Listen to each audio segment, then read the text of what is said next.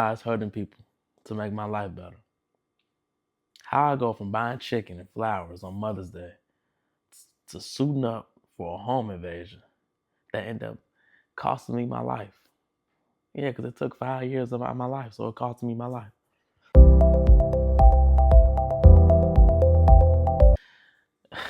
Mentally, I was in a place where I knew I was ready, but also not ready for what was the end game of it. Because I didn't think I would actually be here telling the story. I thought I would actually be ahead of my life. I sat down and then I normalized sitting down like it was okay. It still ain't really, I don't want to say it didn't humble me, but it did humble me. But at the same time, I fell into a place where this is my life. Damn, who cares what I do? I'm Damiani. Only person that got to put them size 8 shoes on is me. So it's not good just to think like that. That's probably my selfish way still that lingers around me. But in this sense, the people that's watching, you have to control your emotions. Don't listen to your emotions. Don't listen to them demons that's on your shoulder, because they gonna be on you. If anybody know, I know, because they be on me. Like, you don't think I still have moments where I still feel in that same place? And me coming home? Yes, I've been home 90 days, but it still lingers around me because it's something that I was accustomed to.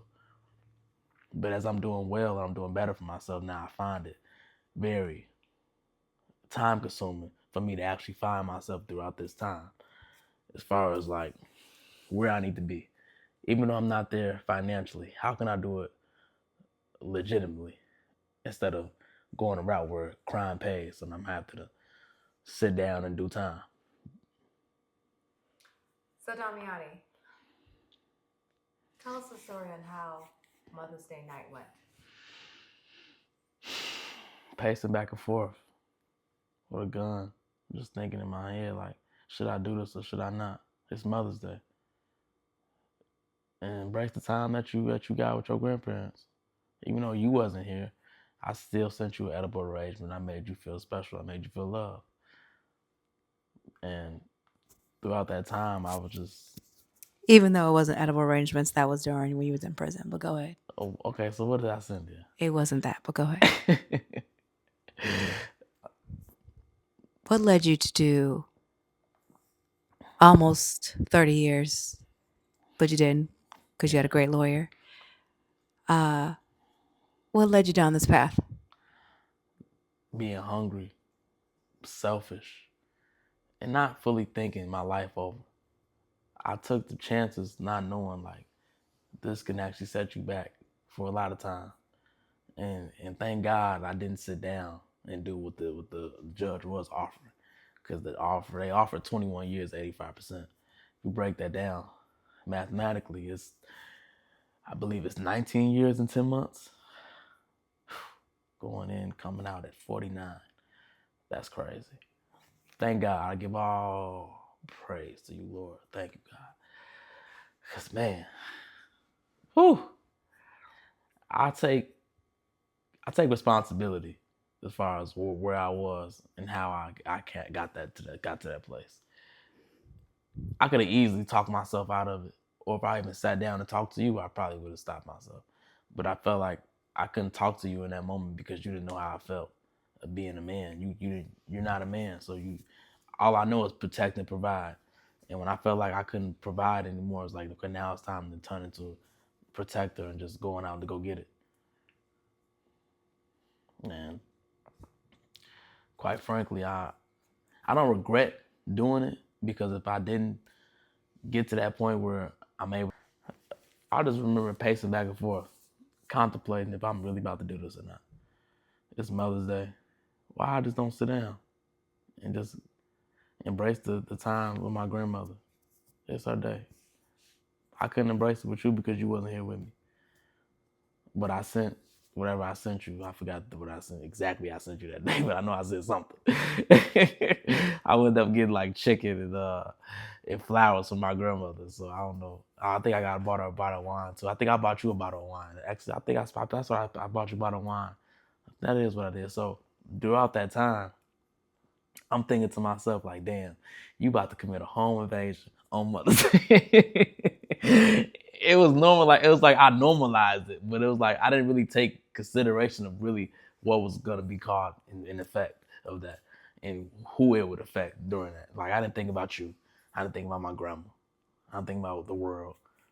Hell, I ain't think to know that they was gonna make an article about me and put my face all over the internet. Now I'm in the newspapers.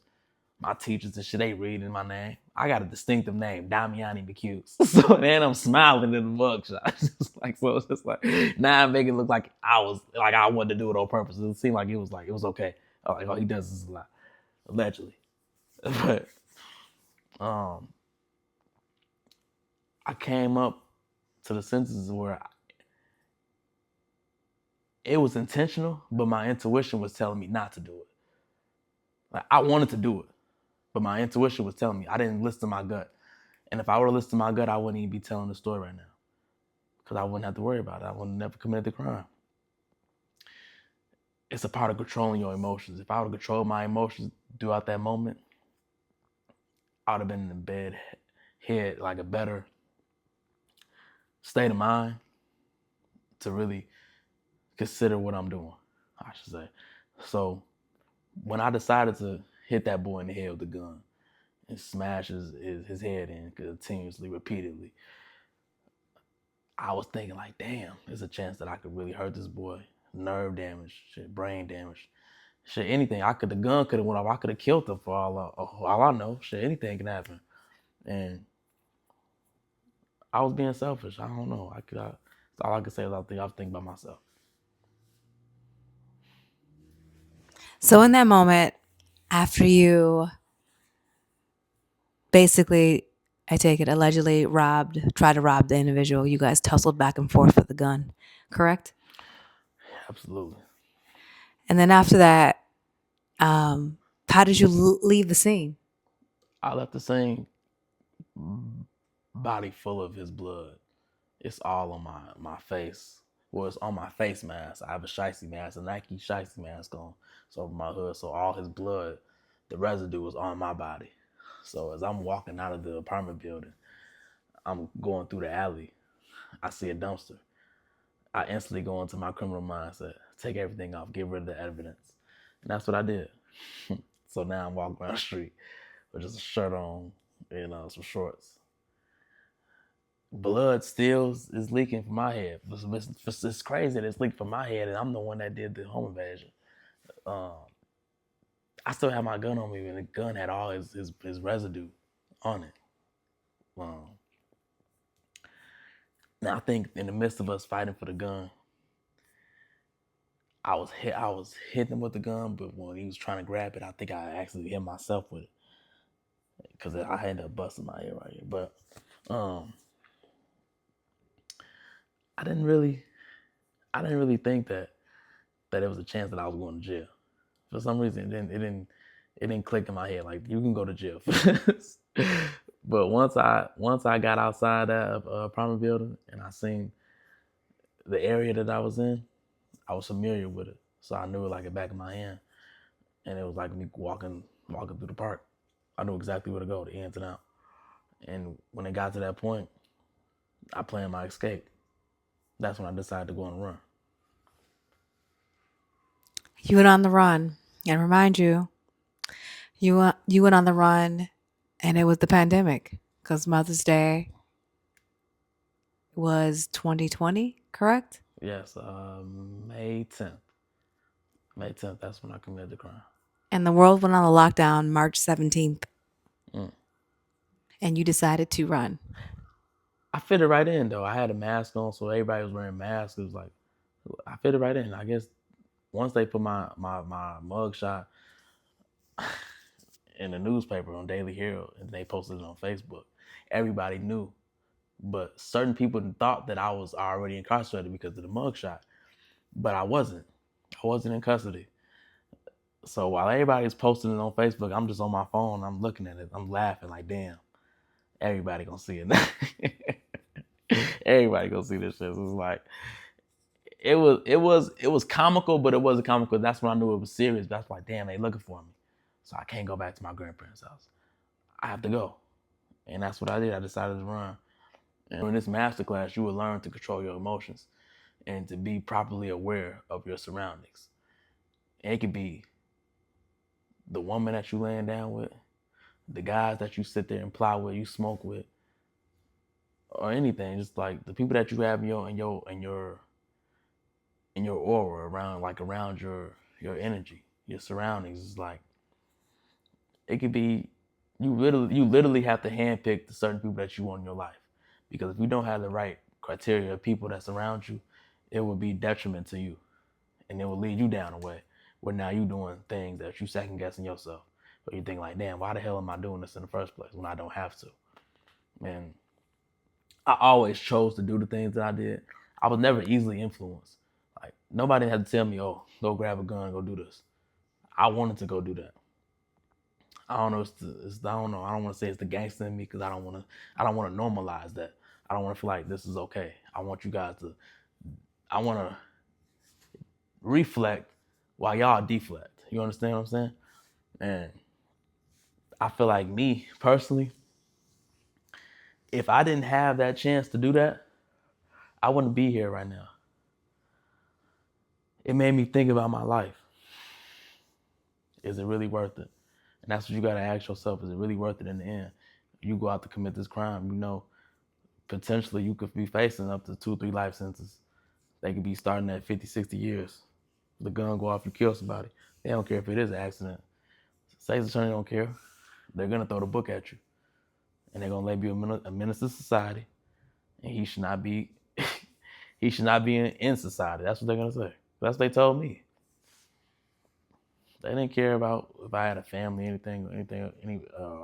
They didn't care if I had people around me that loved me, I should say. They don't care. People are going to ask, Damiani, you come from a good background, good home, both sides. On your father's side, your grandfather is a minister.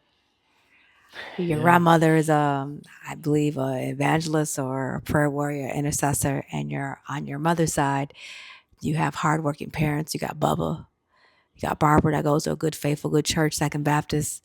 You come from the church. What led you to go down this road? Because you didn't have to. Not having a father in my life. I feel like if my father would have played his role and taught me how to be a man, instead of allowing my mom, and she couldn't teach me. Well, you couldn't teach me, I should say. You couldn't teach me to be a man. So I followed the streets to find who I was. I think that's what raised me was the streets. The streets gave me the etiquette and groomed me to be what I am. Or what I was. I'm not that anymore. So it was premeditated, I should say. When my father wasn't around, that was the route that I was going to take. And unfortunately, that's the route I took. Now, I embrace it wholesomely because a lot of the things that I learned in the streets, I couldn't learn in school. A teacher couldn't teach me this. My mama couldn't teach me this. Like, I didn't have I might have came from a good family on both sides, but there's always, deep down the line, a generational curse, I should say, where you have certain family members that are criminals and you inherit what they have done. It's like we was living a repeated cycle. And I feel like that's what I did. Having that to say, I watched my family members big time heavies in the streets. And that's what I gravitated to. I wanted to be like them. And that's what molded me. And then not only that, like my grandfather, a gangster, Bubba, he a gangster for real. So that's what I spent majority of my time with. So imagine somebody, the people that knows him, imagine you being groomed by Bubba. That's who groomed me. I was watching Scarface at 6 years old. I wanted to be a kingpin. It's not happy. It's not good to say that, but I wanted to be that.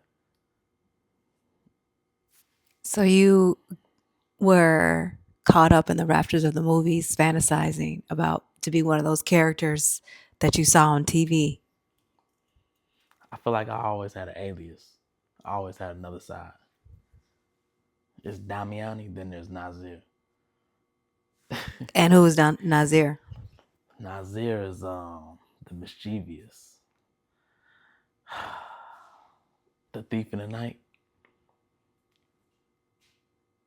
I was named after Nas, the rapper. My favorite movie is Belly. His name was Sincere in Belly. He was the one that was the more calm one. But I also feel like I was DMX too. Like I could switch over. I could play both roles, which is crazy. I think that's what got me here. Definitely seeing those movies, I fantasized and I craved it. It's not good for me to say, but when they say music and music and movies has an influence on America, they not lying. To me, it wasn't so much the music. I'm a movie connoisseur. I love movies, and those type of movies. That's what gravitated me towards that lifestyle. I wanted chains. I wanted money, cars, the women. I was appeased by those type of things, I should say. And by me being appeased by it, that's what became more detrimental, I should say. Because that's all I seen throughout that time was that. I didn't want to see nothing else but those things. So that's why when it came down to taking risks and putting my life on the line, it was nothing to me. I would do it all over again. So, what do you think you learned throughout the course of the beginning of the phase of the crime and then being on the run? Oh man. I think I learned more of having a stability within myself to identify where I go wrong at and where I need to be at in life. And if I want to spend more time in prison, then that's what I'm going to put all my time into. The things that put me in prison.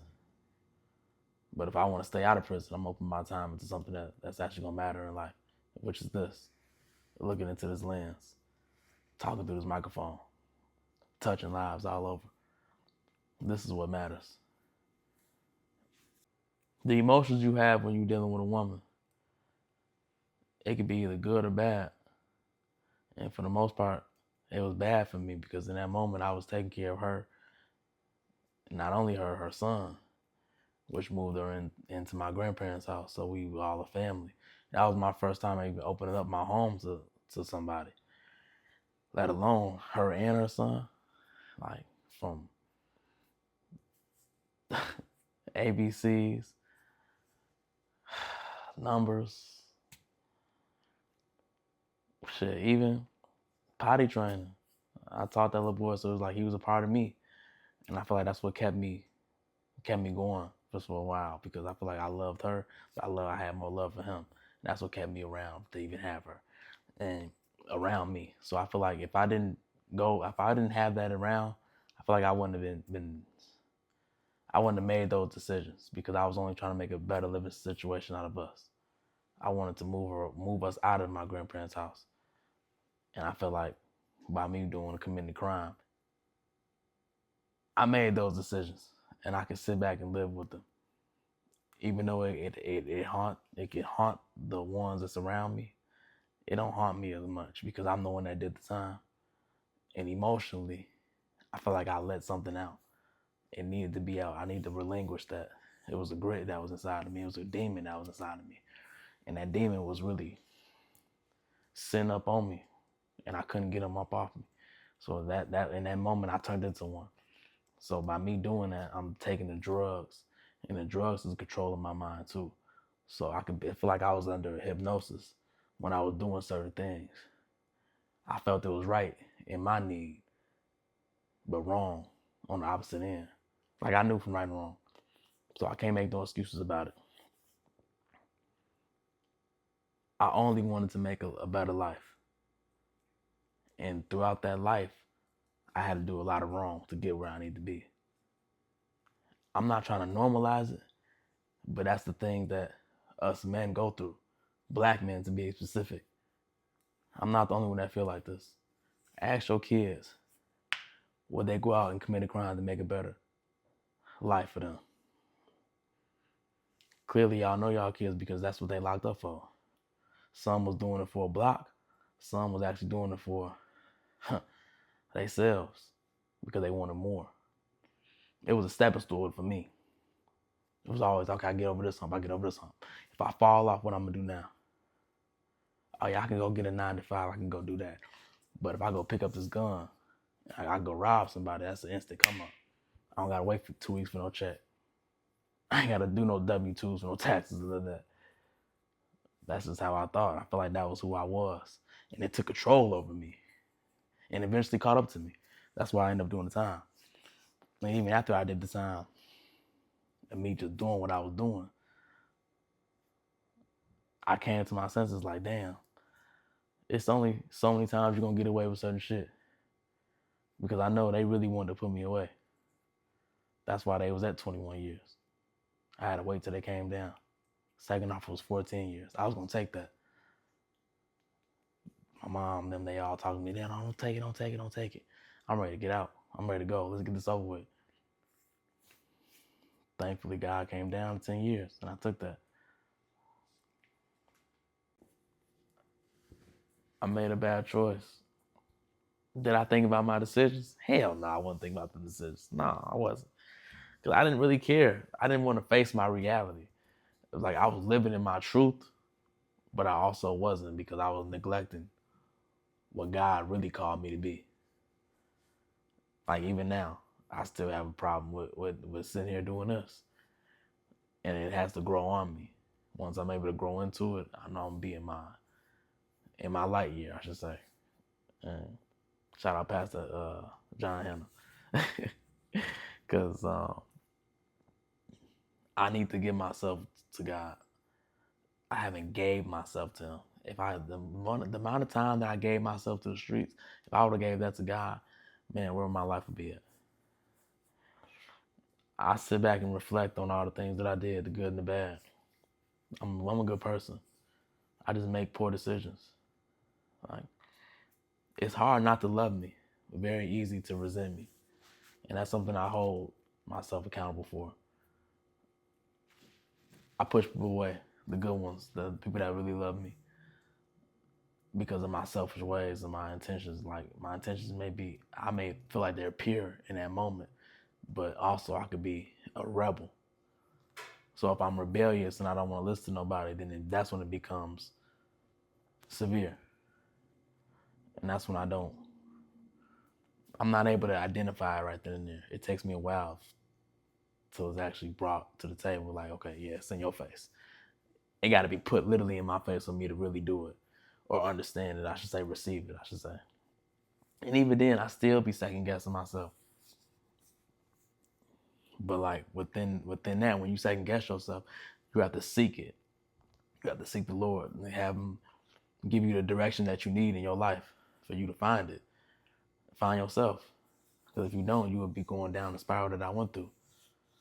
When you facing 30 years in prison for some petty shit. I went to jail for nothing. I didn't get nothing out of that. Pistol whipped somebody and did all that for nothing, literally. But you live and you learn. I accepted everything that came with it. It made me who I am now. Call it what you want to call it. When your back is against the wall, what are you going to do? Go pick up a gun and go make a stupid decision? Or you're going to go down and pick up a Bible and actually read the word and receive it for it to calm your emotions, to protect you from something that could be detrimental, whether it's jail or death. Because I done been in both of those predicaments. I done seen death, I done seen jail. This next episode that's going to be out, I'm going to be talking about how I was on the run. Yeah, it's going to get deeper and deeper. Each course you will see. Y'all coming along the journey. So I would like you guys to comment a part of yourself. Ask yourself, have you ever made a decision that it costed your life or costed you to think about how others will feel, how it affected them? Just be transparent. Like I say, like, comment, subscribe, share. What happens now? Time to push play.